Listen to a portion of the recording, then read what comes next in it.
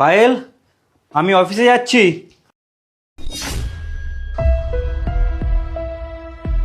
দাদা তুমি আজকে অফিসে যেও না, এখানেই লুকিয়ে থাকো। কেন, কি হয়েছে বলবি তো? আমি তোমাকে কিছু দেখাবো, তুমি এখানেই চুপ করে থাকো। কেন, কি দেখাবি? দাদা তুমি এখানেই লুকিয়ে থাকো, তুমি সবকিছু বুঝতে পেরে যাবে। ওই, তোর দাদা অফিসে চলে গেছে? হ্যাঁ দিদি, দাদা অফিসে চলে গেছে। ঠিক আছে, তুই এখন যা। আচ্ছা ঠিক আছে।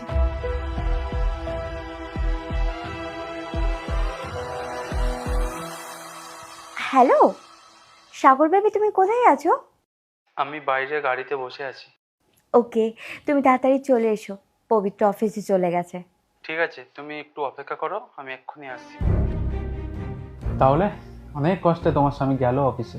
হ্যাঁ, আর বলো না, আমারও আর ভাল লাগে না। যতক্ষণ ও অফিসে থাকে ততক্ষণ একটু শান্তিতে থাকি, তোমার সাথে সময় কাটাতে পারি। সত্যি আমার সাথে সময় কাটাতে তোমার ভালো লাগে? হ্যাঁ, পবিত্র চলে যাওয়ার পর তুমি আমার কাছে চলে আসো, আর তোমার সাথে সময় কাটাতে আমার খুব ভালো লাগে। তাহলে তুমি পবিত্রকে ছেড়ে দিচ্ছ না কেন? তুমি আর একটু অপেক্ষা করো। তুমি জানো, পবিত্র বলেছে আর কয়েকদিন পরে ওর কোম্পানির ডিরেক্টর করে দেবে আমাকে। তারপর 50% আমার নামে শেয়ার করে দেবে ও। সত্যি? হ্যাঁ সত্যি, একবার আমি ওর কোম্পানির ডাইরেক্টর হয়ে যাই, তারপর ওর কোম্পানির 50% মালিক আমি হয়ে যাব। তারপর ওকে ডিভোর্স দিয়ে অ্যালমনির নামে বাকি সম্পত্তি আমার নামে করে নেব। ঠিক বলেছো।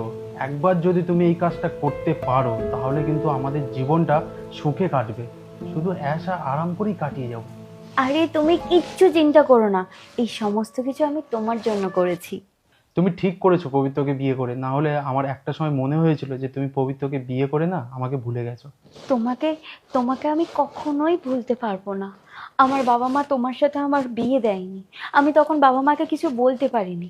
আর আজ আজ এই সমস্ত সম্পত্তি যখন আমার নামে হয়ে যাবে, তখন আমি পবিত্রকে ডিভোর্স দিয়ে তোমাকে বিয়ে করব, আমরা একসাথে থাকবো।